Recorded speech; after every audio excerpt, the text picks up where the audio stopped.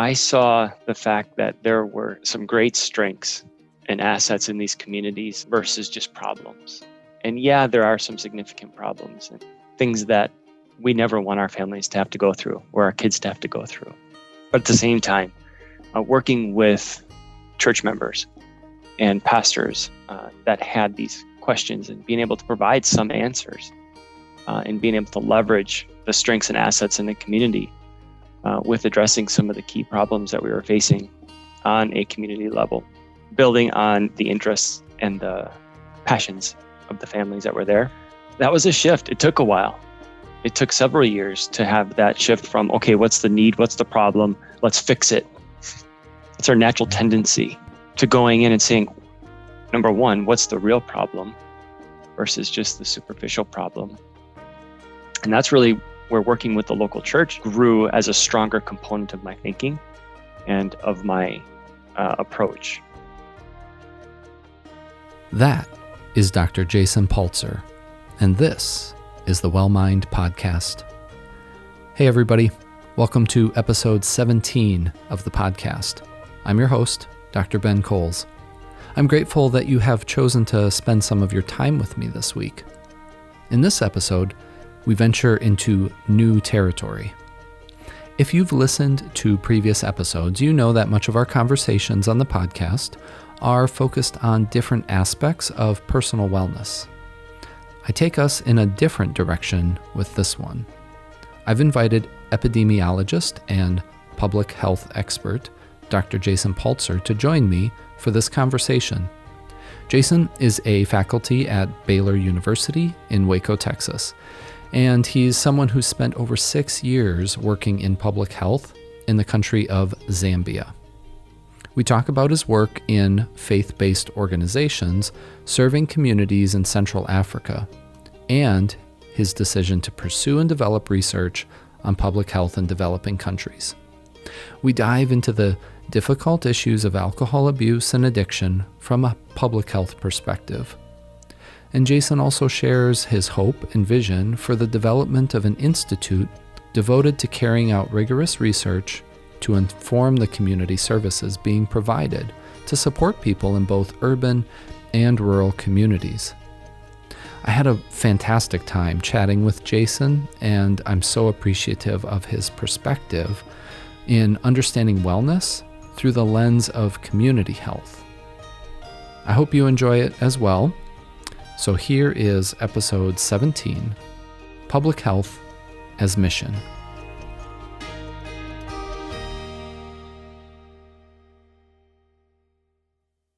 Jason, welcome to the WellMind Podcast. It's great to be able to connect with you today. I've been looking forward to this conversation for quite a while now. We set the date a few weeks back after a conversation that we had. So much anticipated, in part for me, because this is a whole new topic area for me to bring to the podcast, talking about public health, talking about world mission fields. This is, I think, something that our listeners are going to really enjoy and that I'm going to really enjoy talking with you about. So yeah, welcome. Thanks for being a guest. Thank you, Ben. It's great to be here. Yeah, awesome. So I always want the audience to get to know you a little bit right at the beginning. So if you could just kind of introduce yourself, talk a little bit about kind of where you're at. You're not the first guest I've had actually with some Texas roots, but yeah, a little bit about where you're at, kind of what you're doing, and kind of where you've been. Does that make sense? Yeah, absolutely. Cool. So I really don't have deep Texas roots. We've only been here for about 1.5 years. I grew up in Wisconsin. Okay. I grew up in Appleton, Wisconsin. I did my degree in microbiology and immunology from the University of Wisconsin with thoughts of getting into the medical field in some capacity. God had different paths for me, and I ended up going to the University of Minnesota and getting my Master of Public Health degree in community health education. I really didn't know much about public health at that time. I kind of read a little bit about it, learned that it was an approach to address health on the population, the community level, versus more the individual one-on-one clinical level. Mm-hmm. Which, and that was really appealing. That medical kind of approach or origin would be much more focused on the individual, right? Correct. Yeah. So, keep going. Yeah. So when I was going through my graduate studies in Minnesota, I had the opportunity to go to Kenya, and I worked in community-based children's centers. And I did a little study comparing institutional orphanages with more of a community-based approach to caring for kids and orphans impacted by HIV and AIDS. Being able to walk alongside not only the kids, but the caregivers, visit their homes, and talk with those that were working in the field. There was an American physician assistant that had started the program, and then a Kenyan social worker that was sort of directing the program in the field, and really saw, sort of that rawness of public health that I was really attracted to. And so that's what led me to realize that was the field for me, that there wasn't going to be a next step into the medical field, that this was going to be it. So from there, I had the blessing to join the Central Africa Medical Mission. And as soon as I finished my graduate studies, I moved to Zambia, and that's where I ended up living for 6 years, working with the Central Africa Medical Mission, and then with the Board for World Missions and the Lutheran Mission in Zambia and the Lutheran Church of Central Africa, where we started, along with my colleague Ali Sadbanda, we started the Lutheran Health and Development Program. So we did that while we were in Zambia. Wow. I just want to pause there, because that seems like such a inflection point for you, that you were on one trajectory, and then you had this experience of being in Kenya that totally shifted and changed your mindset, and maybe even a little bit of kind of your view on helping and how to help. So what do you think it was? You kind of alluded to it, like walking kind of with, like being in the community with these kids, with these families. What was it about that experience that I guess really spoke to you? I saw the fact that there were some great strengths and assets in these communities versus just problems. And yeah, there are some significant problems and things that we never want our families to have to go through, or our kids to have to go through. But at the same time, working with church members and pastors that had these questions, and being able to provide some answers, and being able to leverage the strengths and assets in the community with addressing some of the key problems that we were facing on a community level, building on the interests and the passions of the families that were there. That was a shift. It took a while. It took several years to have that shift from, okay, what's the need? What's the problem? Let's fix it.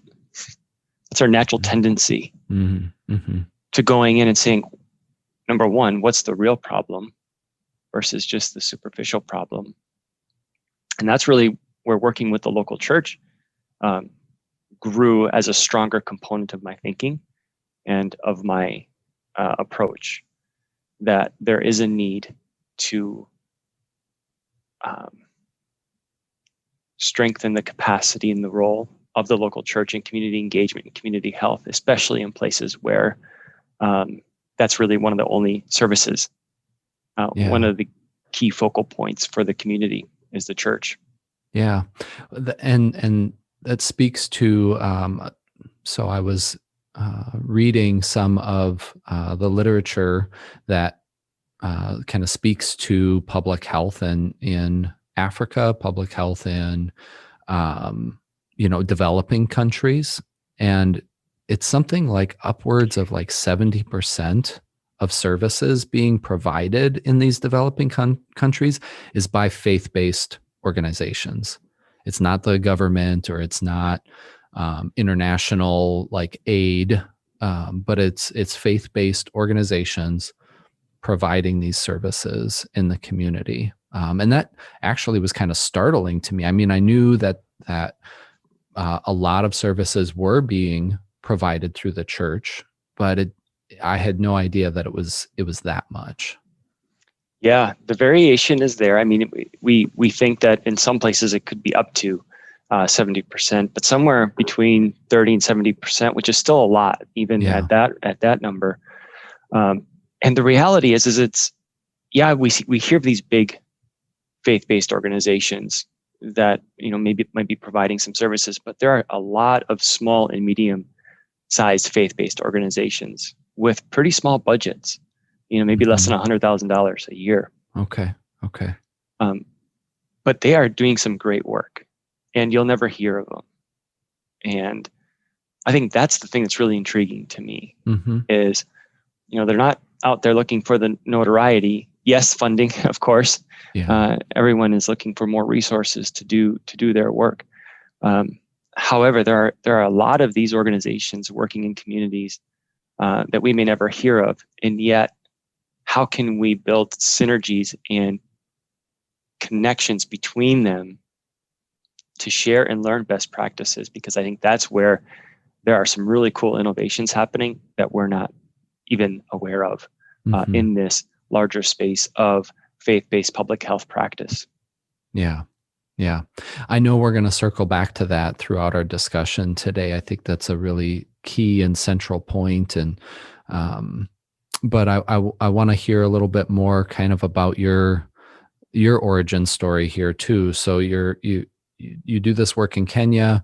You have this kind of turning point for you. It's a real shaping event and experience that leads you to actually move to Zambia. And you said you were living there about how long?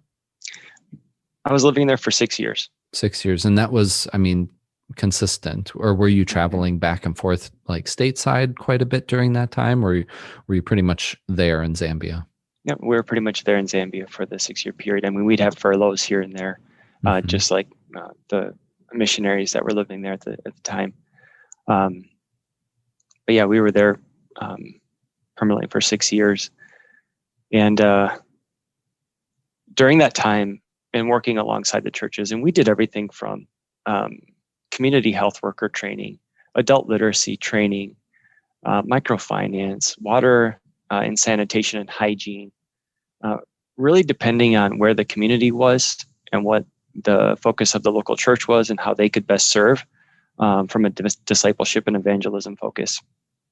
We always tried to put our faith lens in front of our public health and community health lens. Like, really, how can we best serve the local church through serving the community? So as we worked in those various areas, they would get off to a good start. And a lot of times we would see that all of a sudden they would start to fizzle, or their effectiveness would go down. People would stop coming to the groups. And as we asked why, this issue of alcohol abuse rose to the top again and again, at least in the top 3 reasons. And we take for granted the public health monitoring and surveillance that we have here in the US, and our ability to understand the epidemiology of alcohol, for example. We kind of have an idea of who's drinking what, how much. We have decent measures of moderate use, at-risk use, and heavy use and high use. In places like Zambia, those measures are not being taken. We don't have very good data on exactly what the measure of alcohol use is. The data that we do have it often comes from tax records and sales of alcohol. Okay. Of which is mainly urban. We don't have a good idea of rural alcohol use. So this question really was starting to gnaw at me. And that was the reason for returning to the US and doing my doctoral studies at the University of Wisconsin in population health sciences. Okay. So lots and lots of experience on the ground working with these faith-based organizations, the missionaries, and then also working with the community members, the community leaders, trying to identify, again, what are the needs of the community from a public health perspective, and how can the church be a part of meeting that need, right? And then you were running into this barrier of alcohol use. And like you said, there isn't much research and data on that. And again, research takes money, it takes funding. And I think what you're speaking to is that any funding that organizations are able to get, they're trying to translate that funding directly into the community, directly into services and what they're actually doing. And so there really isn't any extra or left over to do research. Is that accurate? Yeah. Yes, it is. Yeah. So then talk to me about this decision to kind of step out of that boots on the ground position and say, you know what, I'm going to continue my education, but then with the intent of kind of meeting this need or this gap and saying there isn't a deep research-based understanding of these issues. Yeah. So really realizing kind of what value could I bring to this? What value could I bring to public health missions? What does that even look like? Do I need to be there in practice? And we're seeing a transition, and this transition is continuing to happen where there's less sort of international expatriate health and healthcare workers. There is more training, and now I think we're seeing a third transition, not just education, but now into research. And that becomes more the role of a medical missionary, healthcare missionary, public health missionary, and working with lower income countries and communities outside of our borders.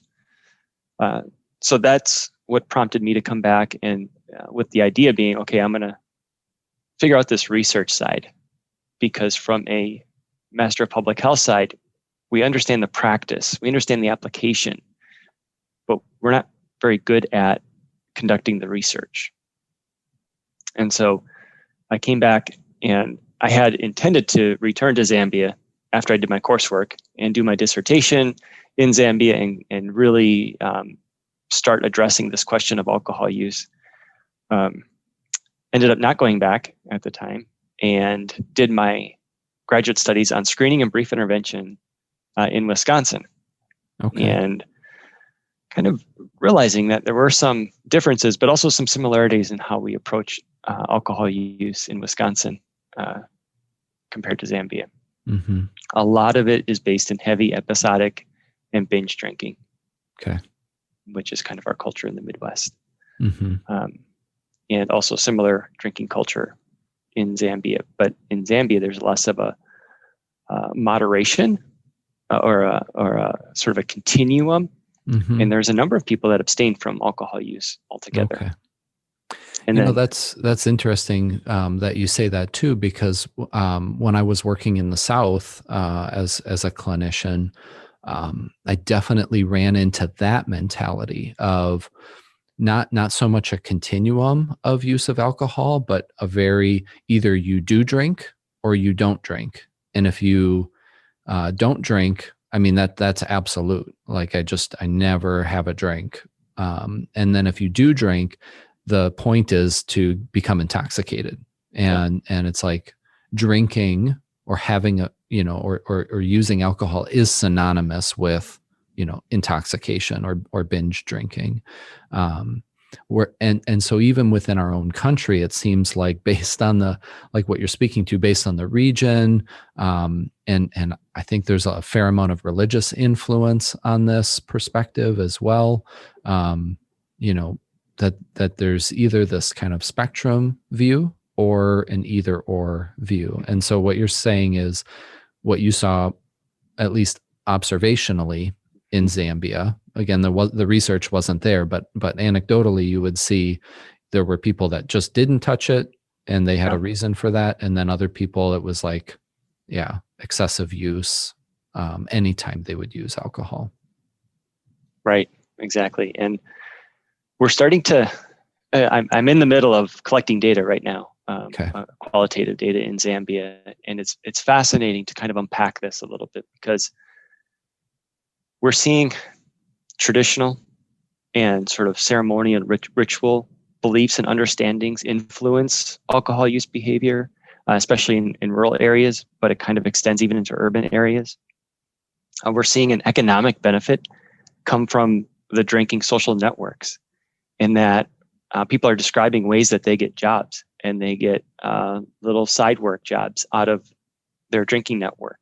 And there's some of these real short-term tangible benefits that are starting to come out. And we're also seeing a change in the alcohol industry and marketing. Some of the major alcohol companies are investing heavily in Central Africa because of their understanding of the growing demand in the region right now. So we're having this convergence of traditional, historical, ceremonial, and current contemporary alcohol marketing strategies all converging right now. And it's really creating an interesting but challenging situation. And where do you even start to address heavy episodic drinking and harmful alcohol behaviors? So talk a little bit about each of those pieces. Let's dive into that a little bit here, because that's our human nature, right, is to try and simplify things, as make it as easy to understand as possible, because then we can kind of put things into a bin or a category or kind of label it, but that's so rarely the case, right? There's multiple factors, lots of contributing variables that create this kind of systemic or cultural event, really. And so when you're talking about kind of traditional ceremonial kinds of things happening, kind of from the rural areas, but that culture is still a part of urban life as well. What kind of things are we talking about? When it weddings, comes to that? funerals, any type of social conflict. Alcohol is seen as a liberator. Okay. It's seen as a freeing. It's seen as something that appeases spirits, ancestors, whatever it is that's part of that traditional religious thinking and belief system. And that's something that continues to kind of remain, even though Zambia is a highly Christianized nation. We do see this level of syncretism, which we see all over the world, even in our own country. Yes. How we try to combine mm-hmm. Our various belief systems, and we see the same thing. And alcohol has a very interesting role to play in some of these ceremonies and rituals and cleansing ceremonies, things like that. So there's that remains and is still part of how alcohol is seen, especially traditional beer and opaque beer, which is made from maize, which is the staple crop in Zambia, and it's the staple food. So in a way, it can also be seen as a food, lunch in a box in a way that Mm-hmm. Mm-hmm. I get my beer, but I also get my lunch. Yeah. So there's that piece of it. There's the social connection, because often drinking is done in a social group. Okay. And even the alcohol that's consumed, the traditional beer, I don't have my individual pint or cup, or it's a very communal process and system. Okay. And so that makes it even hard to measure. Like, well, how many drinks did you have during this episode? I don't know. We were there for a few hours, and and they're like passing things around. Is that kind of the picture? Like they're all in a kind of a social hall or a social room, and they're all kind of sharing in the drink. Okay. And then the household level, sort of home level economic situation. Traditionally, that's really how it was governed. Is if there was a harvest, maybe there was something to celebrate, a batch of beer was made. Usually it was the older men that consumed. When it was gone, it was gone. And so there really wasn't major issues, right? There were, but now we're seeing that because of the alcohol industry and the marketing, it's available consistently. So the availability has gone up. The affordability, it's become more affordable. It's become cheaper. It doesn't take as long to make. And we can get it when we want it, and as long as you have money. So that sort of capitalism society, system has also played into the traditional thinking of it. The social cohesion, connection related to it, the economics of it, both from a poverty perspective, where people spend money on alcohol, so it's less money to spend on other goods or education in the home. On the other hand, it can be seen as an investment in your economic opportunities, right? If I can be part of this network, and I can show my value in the network, maybe I can get a job through it or some type of piecework through it, which does happen. And people are starting to say that, that's one of the benefits from it. We're seeing more women and youth drink more. I think it was upwards to like 50% of youth in one study in more urban areas that have experienced binge drinking in the past year. So we're seeing changes in sort of the demographics, the amount, and also the harms that are associated with it. Because of that, both women and men are drinking to the point of harm and addiction. What does that do from a community level? Right. Well, and there, as I'm listening to this, I'm also thinking there's so many parallels in the U.S. with the kind of the culture around alcohol use as well. That there's very much an aspect of socialization that comes with alcohol use. There've been different times when I've read articles or research on just the substantial issue of alcohol use in like high level jobs. So you would kind of reference like the issue with poverty, and now I'm seeing this as an investment so that I can be a part of this social network. But the same thing is true, I think, in very wealthy communities as well, that now we're drinking together, and that's like solidifying the relationship that we have, and that promotes more business along those lines. So I just kind of from a macro level, it seems like there's a tremendous amount of parallel between what the research is emerging from your work in Zambia, Central Africa, and things that we're already seeing and have seen for a long time here in the U.S. Right. I agree. So does that mean that there are any kind of ideas or applications from U.S. public health that translate to Central Africa public health, or are these totally different ideas that are needed in these situations? What are your thoughts on that? Yeah, and I'd almost like to reverse the question. And are there things that we might learn from a Zambian context that we could then translate to our Western context? Yeah. Because here we rely on certain systems being in place. We rely on a healthcare system that's there, and behavioral health services. In Zambia, especially in rural Zambia, that's not the case. There might be a clinic. So where do people go that want to receive services, even if they know, I want to reduce my drinking. I know I'm drinking too much. Where do they go? How do they receive support and services? Going back to one of my earlier comments, the church becomes one of the only places in a rural community where something like this could be provided. And so we're starting to think about adapting church-based recovery services like Resilient Recovery, which is currently being done down in Phoenix, can we use a service like that, adapt it to a situation in rural Zambia? What can we learn about really church-based recovery services? And then can we translate that back to the U.S. as we continue to learn about that? I love that. That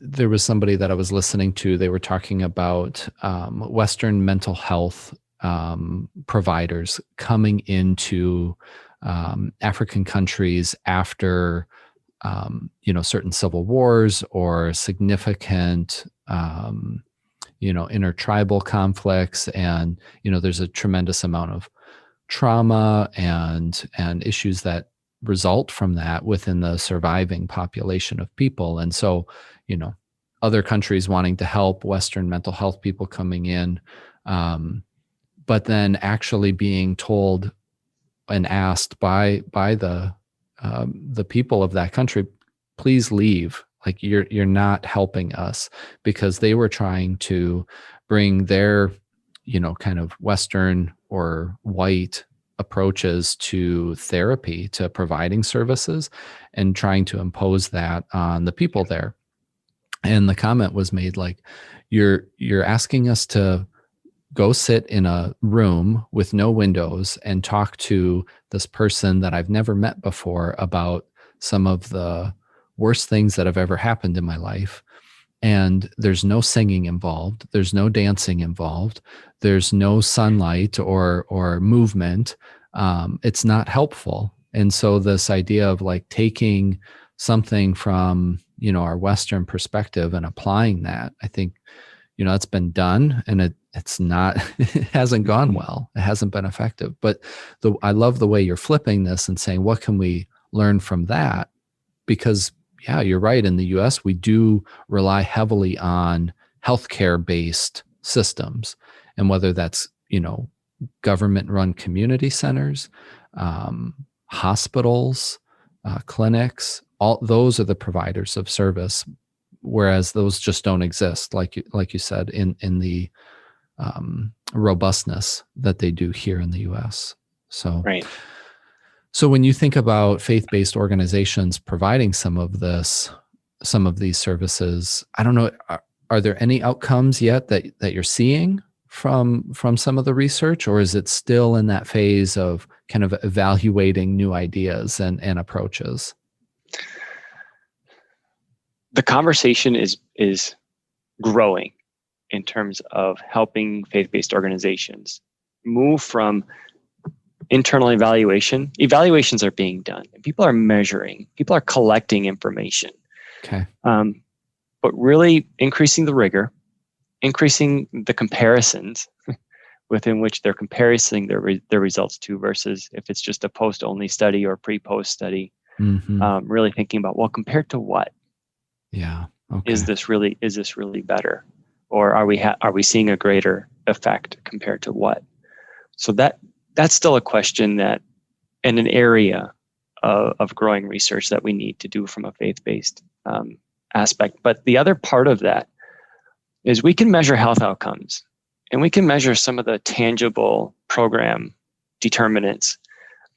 But truly, what makes it faith-based? Why would a church-based recovery program work better than a clinic-provided alcohol abuse program? Mm-hmm. Like, what is it that the church would provide, which I think is significant in terms when we start thinking about grace, compassion, forgiveness, identity, mm-hmm. Which really is central in helping people walk through their addiction and dependency, in terms of why would I want to move in this direction, and really having that conversation in a supported conversation. But that means our churches know what it means to be a church sensitive to recovery. And what does that look like from a Zambian perspective? And that's the kind of question we're asking now with our study is, if we took an objective view of alcohol use, really what's the why behind it? And can we use the why to have a meaningful conversation from a faith-based perspective that hits on those same things, whether it is economics, whether it is social, spiritual. Mm-hmm. Mm-hmm. And so hopefully we get to that point where we can start putting together, along with our Zambian pastors and spiritual leaders, and being more sensitive to it, and really realizing that we're all at risk in a way of losing our identity in Christ. Not losing it, but forgetting how to live with it and how to live in that peace, live in that joy, that we don't have to strive to be someone or someone else that we're not. Mm-hmm.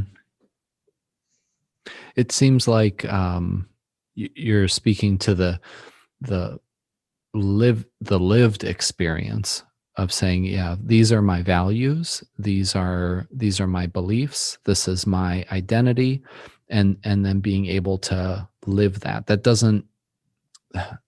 I don't think that works well in isolation. And then if we are in a community or in a culture that maybe doesn't place the same value on those, or comes at it from a different perspective, I don't know how a person holds on to that that takes a tremendous amount of strength and integrity to like do something countercultural. But again, in many ways, I look at churches as a community, in and of itself, and so it's not immune to the influences of the larger culture or community that church is located in, but it can be kind of a rallying point for people to come into a space that is going to care and support those values. And if we're talking about, alcohol use and recovery, that can be a community of recovery that really values and supports that process. Understanding it's never linear, right? It's not like, oh, now I'm in recovery, but this is a practice that happens over time and with a great deal of effort and support. So, right. So what do you think are, as you're thinking about this kind of faith-based piece, this integration of faith, really in public health? I know we're talking specifically about recovery and alcohol-based interventions and those kind of things, and we can dive into that in this topic too. But kind of stepping back, the integration of faith in public health. I guess what would be some key markers that you would look for to say, yeah, that's integrating faith? Maybe not, not just holding them side by side. Here's the church, and we have this meeting room in the back where people can gather and talk about recovery. But true integration, what kind of things are you looking for? Yeah, we use the term faith-placed versus faith-based. Okay. And there are times when something might take place in a church or in a faith setting, but doesn't really integrate those determinants of grace and forgiveness and really understand them within a biblical truths. Mm-hmm. Mm-hmm. In a preliminary study we're doing now, we're seeing that there is a difference in terms of how Christians view grace and how those that are spiritual but not religious view grace, even though we might be using the same terms. Mm-hmm. What does that actually look like, and how does somebody experience it from a Christian perspective versus just a spiritual perspective? Mm-hmm. So I think there's multiple layers to this question, where yes, number one, we need to actually incorporate spiritual truths and components. We talk about the spiritual determinants of health, and sometimes that means just the practical benefits of religion. We get together in groups, we have a common belief system, and all those things can kind of spread across different religions. But then we need to, I think, dive even deeper, like this question of grace, and what does it mean from a Christ-centered meaning of grace, true grace, and what I think we would understand true grace to be versus counterfeit grace. Mm-hmm. And I don't think we have a good idea of what that looks like yet, because we're good at compartmentalizing. We're good at even putting on different, even potential conflicting hats and roles from day to day. So I'm from a public health framework. Can we use that language of spiritual determinants of health? Enforce and even inform the secular public health understanding of what it means to live healthy and mental health seems to be a key place to start, especially with where we are in our country right now and some of the things we're seeing in the increase in mental health disorders and illness and depression. And I think we're going to be seeing that in a global context, and maybe we already are. Yeah.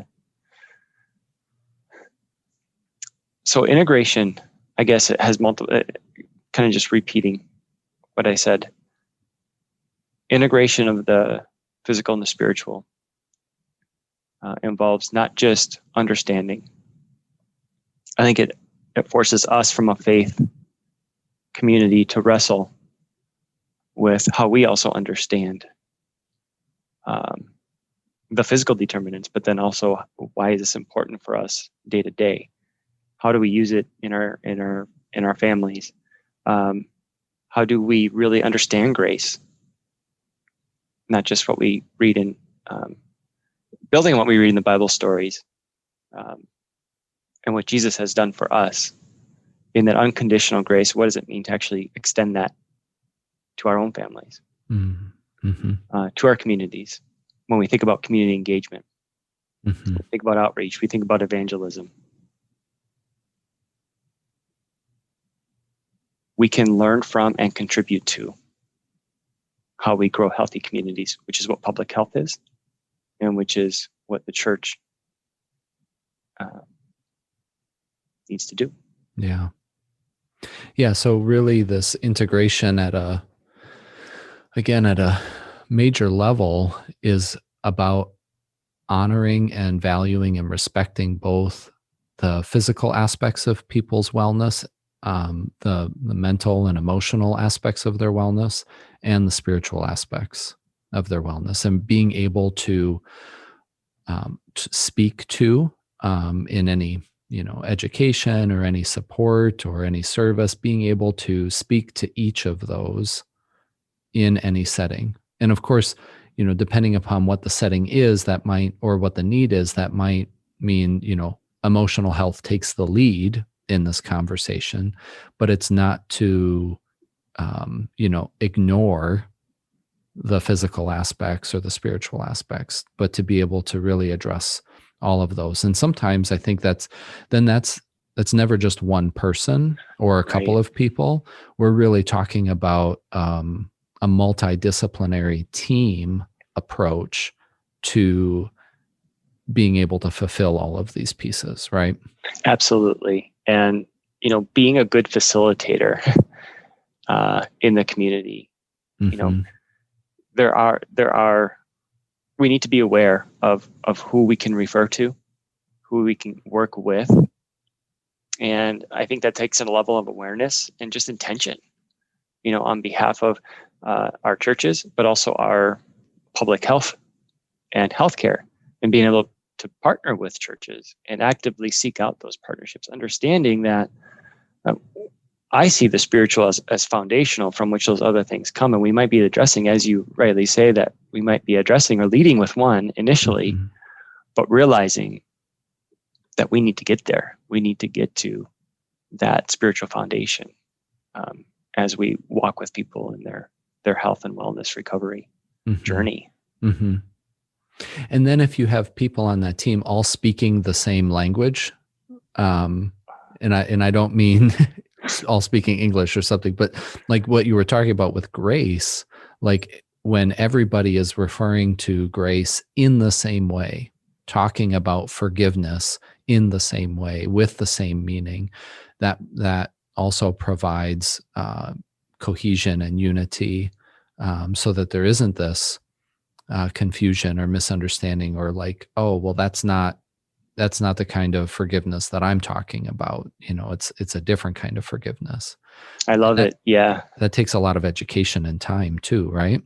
It does. Yeah. And even I'm teaching my epidemiology class right now, and it's one of the things I have to come back to saying, like, this is a second language. Even though you are in public health, learning epidemiology is like learning another language, and being able to use the words accurately, which oftentimes we don't use. Even in the media today, you're looking at epidemiology and what does that mean, and using words in different contexts that they shouldn't be used, and creates confusion. Yeah. It creates frustration. It can create anger. And I think you said it very well, that we do see some of these things between church community programs around health and public health because of that. So yeah, the language that we use is so important. The words that we choose to use, and the meaning that we attribute to those words. And so, that the fact that you're taking care to do that right from the onset, like you said, even in educating your students in your classes now, and helping them really value using accurate and clear language, not allowing for ambiguity or misunderstanding. Where do you see some of the biggest misunderstandings when it comes to public health and epidemiology? Like how people are maybe misusing or misrepresenting certain things, in our current climate right now with public health? Yeah, I think from a science perspective, we can know what we can observe. And if we can't observe it, we have to somehow infer or try and put imperfect observations together. And I think often that is missed. And we speak from a place of absolutes, which is rarely the case in epidemiology. We often talk of causality, and we want to move toward causality, but it's often never part of the interpretation, right? It's more or less, is there an association here? And what do we mean by an association? Yeah. What do we not mean by an association? Well, so and it seems like it's a moving target too. Like we were just, earlier speaking about the multitude of factors impacting rural and urban areas in Central Africa with alcohol use, that some are coming from within, and some are, being brought into the community in terms of like supply and marketing of alcohol, and to a person, each of their experiences are going to be unique and different.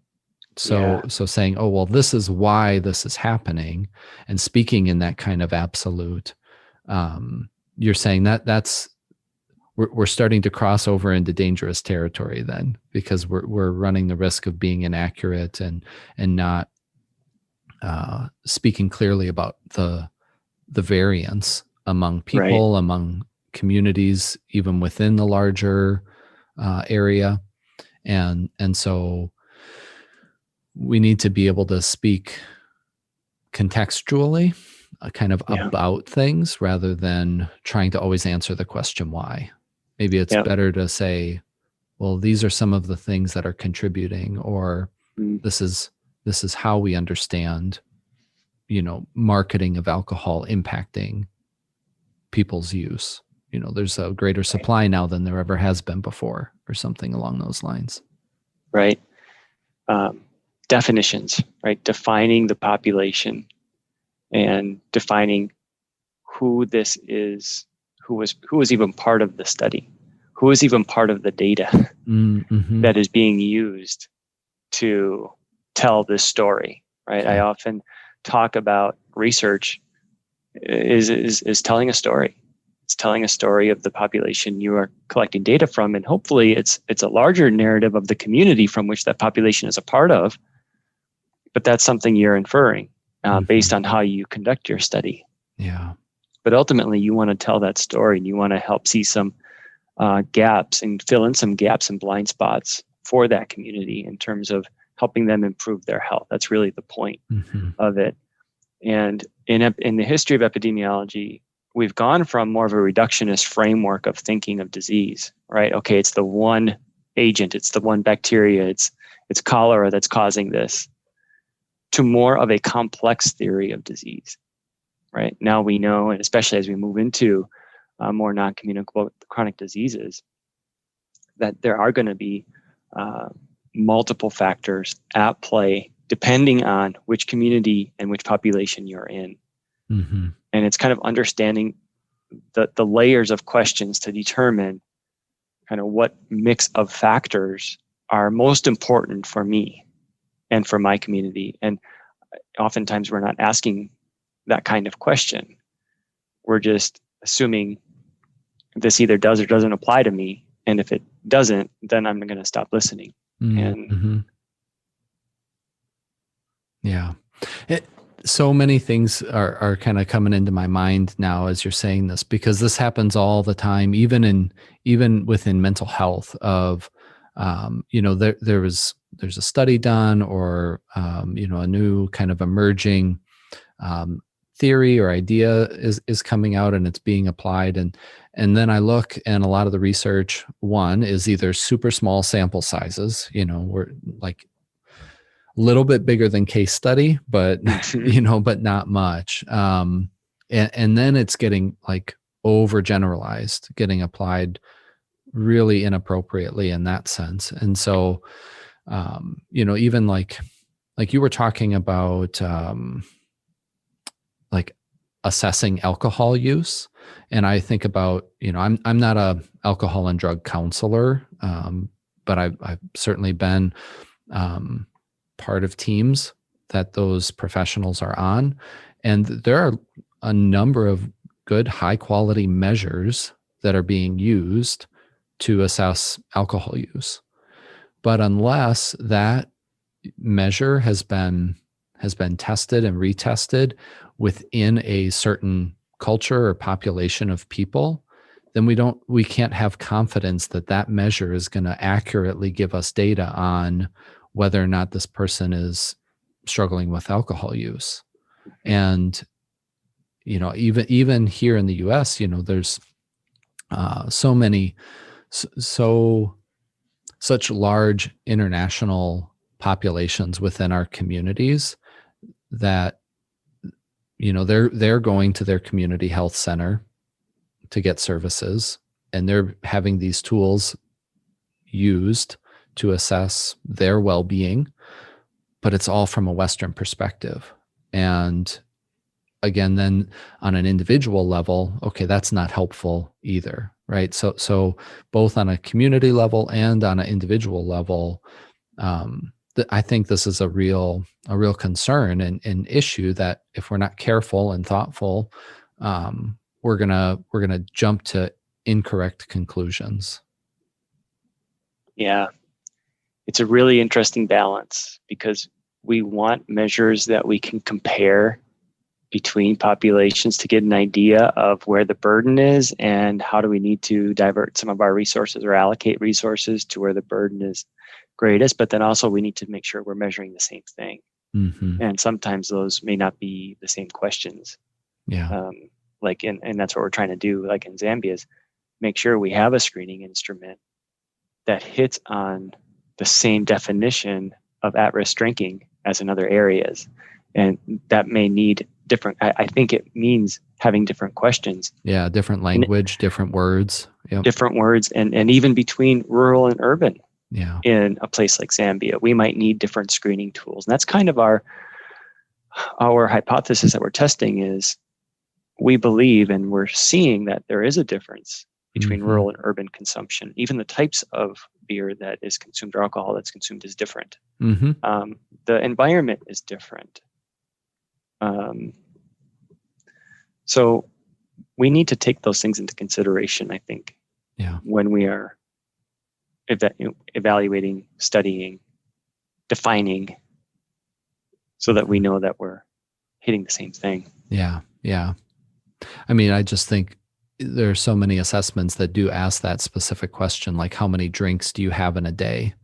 And just the setting that you described, like it just doesn't lend itself like an actual drink, an actual swallow. Like how am I supposed to remember that? No, we're like measuring something in ounces when we ask that drink, and that varies based on even what you're drinking. Wine is one, beer is another, hard liquor is another. And, you have to explain all of that up front, but it's a huge task, I guess is what I'm saying. But it's incredibly worthwhile because, like you said, once you have that language crafted in a way that is straightforward and clear to the people, answering the questions, that's when you can start getting good data. And based on good data, then you can start crafting good intervention and good treatment, good supports, again, located within that community, not being, imposed on the community. Yeah. And you're absolutely right. Once you have that language that resonates and that meets people where they are, you then have a better idea of communicating law and gospel. And they really need to be integrated. Getting back to that word of integration, I think that's where it happens is, being able to understand what will resonate and that you can empathize with someone's situation to be able to communicate Christ effectively. Yeah. I mean, that obviously resonates really strongly with me as a mental health counselor to be able to, because the law is written on all of our hearts, regardless of, culture, regardless of time, guilt is always there with us, and it's coming from different sources, but to be able to communicate the love of Christ in a way that speaks to that personal experience of guilt there's a tremendous amount of power in that. But we have to take the time to learn to again, not to impose these things, but to learn and come at it from a humble perspective. I think that's the word that I'm looking for here is having humility through this process and saying, I don't even know what I don't know. And so really being willing to learn through this process. I love it. That humility to learn, I think, is driving my desire to work with those smaller faith-based organizations and help them tell their story through research. I think because then we're going to have a better understanding of the language and the communication of how to integrate our faith with public health better. I think we're still learning. There's still a lot to learn with this integration of how to do it well, and both from the side of the church and also from the side of working in more secular public health programs. Yeah, that I think there's benefit to both, and kind of bring those together, have that language, and have stronger networks and partnerships in our communities. So you've talked about this idea of like an institute or some sort of a central kind of home base for some of this, because again, all these various organizations they're kind of in the trenches, they're doing their own thing. but a centralizing kind of institute to be able, for public health, for faith-informed public health, that then research, the comparison and those kind of things. So talk a little bit about what kind of, Jason, your vision is for something like this. Yeah, we want to create a central institute for Christian health ministry that would walk alongside small and medium faith-based organizations and churches that just don't have the finances, time, or knowledge of how to do some of the research we've been talking about. Kind of building on existing evaluation work and moving more toward research, so that we can start disseminating. Because if you don't disseminate what you know and share it, it's not helpful for others. Mm-hmm. And that's what we want to create, is sort of that space to walk alongside, help develop the research. We don't want to change missions. These organizations have a really good mission and they're doing some great work, but let's help you tell your story. Let's help you compare it to others that are doing something similar, and possibly start to identify promising and best practices in this space of Christian health ministry and public health as mission. So that's kind of our point. We did some preliminary work in looking at some organizations doing global health ministry, and pulled out these major barriers, that there's an interest in wanting to do it, but just not sure even how to set up a study, how to identify a comparison group that's realistic and feasible. We all can't be doing randomized clinical trials, but there are other types of study designs that we can use, and it may start off as imperfect by all sorts of measures, but I think we have to start. Just because it's gonna start off, with a pretty weak design, doesn't mean we shouldn't start and move toward better designs. Once we build our knowledge base, once we build our types of instruments we can use that impact kingdom thinking, that integrate kingdom thinking into the measure, we'll get better at it. And that's what we're trying to do with a type of global health ministry institute. Cool. You said some of the research that you're doing right now is qualitative research. So, these are kind of open-ended questions, asking people to discuss their experiences and their perspectives. And, I've done qualitative research that's, it's wonderful. And you can get a lot of rich, deep understandings of people's experiences through that. But you're also not getting, it's one, very labor intensive, and two, you're not getting large sample sizes. You're not getting large cross sections. So, how do you see moving from qualitative into larger quantitative type studies where you're gathering lots and lots of community-based information? Yeah, great. Sometimes we don't even know what hypothesis to put out there, and that's where the qualitative studies come in, right? We want to know just what kinds of associations would we expect to see, so that it's worth our time to do a larger type quantitative study. Mm-hmm. So with the work in Zambia, we're trying to determine what are some of those key social and cultural beliefs, not only from those that consume alcohol, but also from community health workers and from pastors in the community. Try to get a holistic picture of what are the beliefs around alcohol use, so that when we develop a screening tool, which we will then give to community health workers to start capturing just what is the prevalence of alcohol abuse in this community, that will be a much larger quantitative study, but at least we'll know that we're hitting the right components of defining alcohol abuse. Mm-hmm. So it is a process of moving from qualitative to more rigorous designs. And that's why I was saying you have to start somewhere, even if it is a very exploratory, generative type qualitative study. We don't want to stop there. Mm-hmm. Mm-hmm. But oftentimes people will, because of the time and the resources and the know-how of how do you build on it. And I think that's what we want to help do, is let's walk with you through the process. Mm-hmm. that this isn't just one study, that we want to help you build that story through several, hopefully, study designs, and get to that really good comparison group where you can measure effectiveness based on an alternative type of counterfactual. Mm-hmm. Such good stuff here.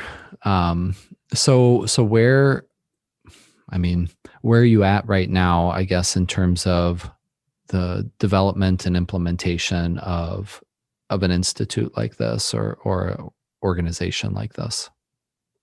Yeah, we are in conversation, looking at a market analysis and the types of potential students that would be involved with an institute, working with partners in the Wisconsin Lutheran Synod that would be interested and who would be key partners in contributing to an institute like this, whether it's churches here in the U.S., academic institutions, parasynodicals that would be interested, of which there are, and trying to build synergies rather just repeating and replicating what others might be doing, finding that true gap in what's needed and what's valued, and understanding why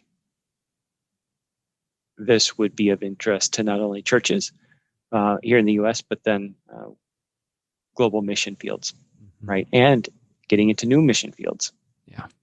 Yeah. Okay. So if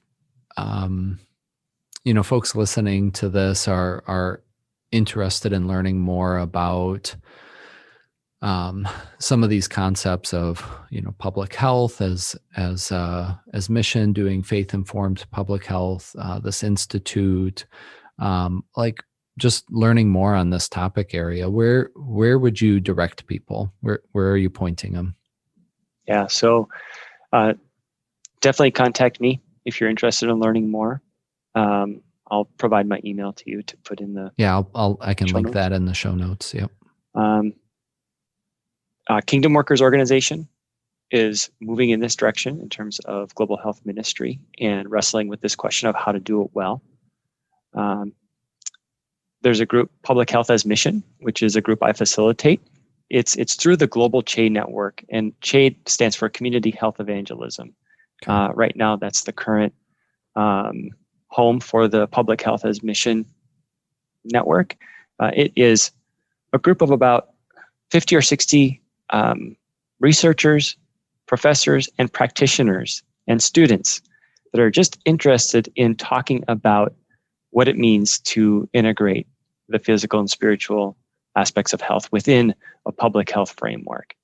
So it's a really fun group. We meet once a month and just talk about these ideas. And again, if anyone's interested, email me and I'll add you to the email list for those monthly meetings. Cool. Very cool. We covered a lot of ground today, Jason, and it's been a really enjoyable and but also, like, in some ways challenging conversation, because there's, like we were pointing out, there's no straightforward answers at this point, and so being able to think about public health from a variety of different perspectives, like we have today, from this kind of faith-oriented, faith-based perspective, but also wanting to meet physical needs of communities and address real, mental health and addiction-based problems, and support people in their individual wellness as well as community wellness, cultural wellness, so that people are thriving and living life well, right, within their families, within their communities, within their churches.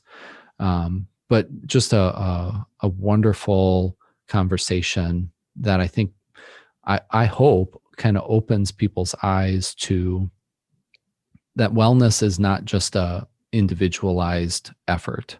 Wellness really is community-based, and there are things that we can do to contribute to that within our communities, and likely as well things that we do that detract from that.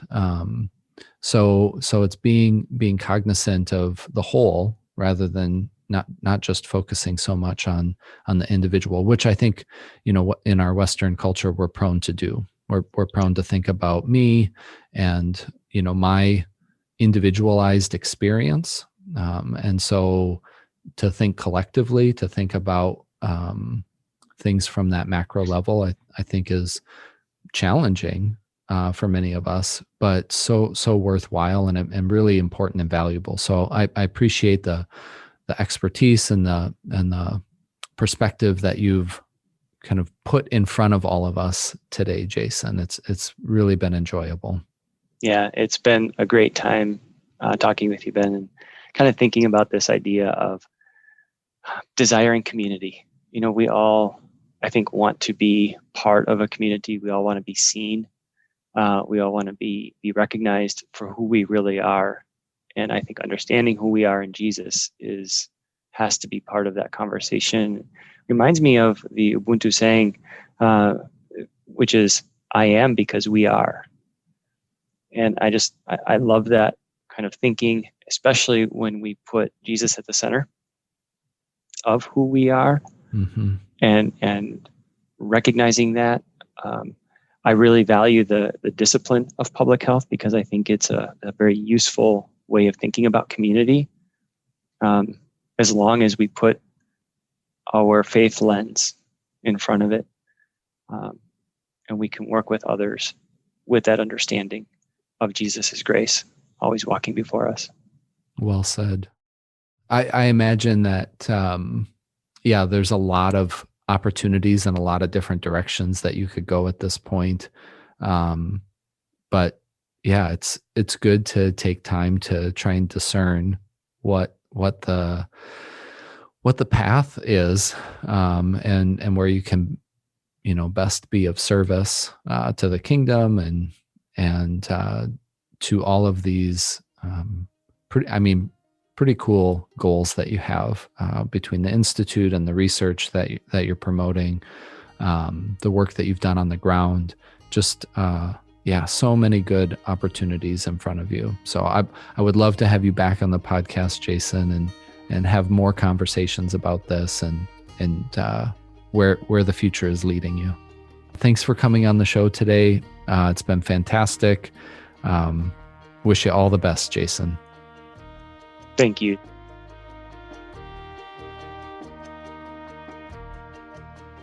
A big thank you to Jason for joining the WellMind community, and thank you for spending your time with me today. If you enjoyed the show, please subscribe through your podcast app so that you automatically get the latest episode. New episodes are released every Monday. Also, consider taking a moment to review the show if you found our discussion meaningful to you. Word of mouth is great too. Please let people know about the WellMind and spread the word. If you're interested in connecting with Jason or learning more about public health as mission, please check out the links in the show notes. Many thanks to the staff here in the Bethany Lutheran College podcast studio. Greg, Seth, and Caleb are tremendous in providing technical support for the podcast. Special thanks to Lauren McMacken for designing the logo and cover art. If you have questions for me, or suggestions or recommendations for topics or guests for the show, please send me an email at thewellmind@blc.edu. That's thewellmind, all one word, @blc.edu. Thanks again for listening, and until next time, be well.